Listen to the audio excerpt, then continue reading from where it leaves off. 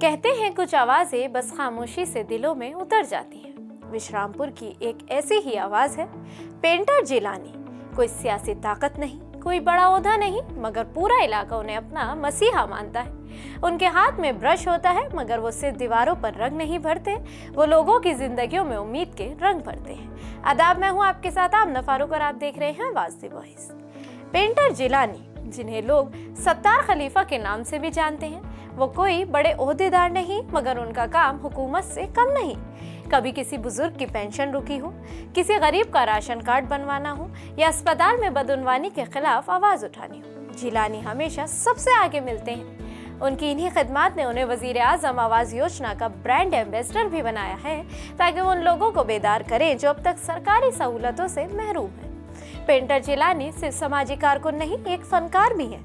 वो पेंटिंग करते हैं, गीत लिखते हैं और उनमें समाज के दर्द और हक की कहानियां सुनाते हैं। उनकी ये हिम्मत और सच्चाई तभी मुमकिन हुई जब जिंदगी ने उन्हें सख्त इम्तिहानों से गुजारा। बचपन ही में वालिद का साया उठ गया, घर की जिम्मेदारियां कंधों पर आ गई।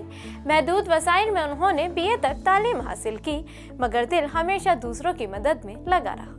नक्सल मुतासिरा इलाकों के बीच वो बेखौफ होकर डाल्टनगंज तक सफर करते रहे, जहां उनकी सच्चाई और खिदमत ने दुश्मनों को बेएहतराम करने पर मजबूर कर दिया।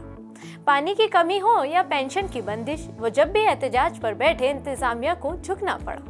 पेंटर जिलानी आज विश्रामपुर की पहचान है। वो बताते हैं कि तब्दीली सिर्फ हुकूमत नहीं लाती, बल्कि वो लोग लाते हैं जो जमीन पर सच्चाई से जीते हैं। यही है उनकी कहानी, रोशनी की एक किरण जो अंधेरों में भी उम्मीद पेंट कर रही है।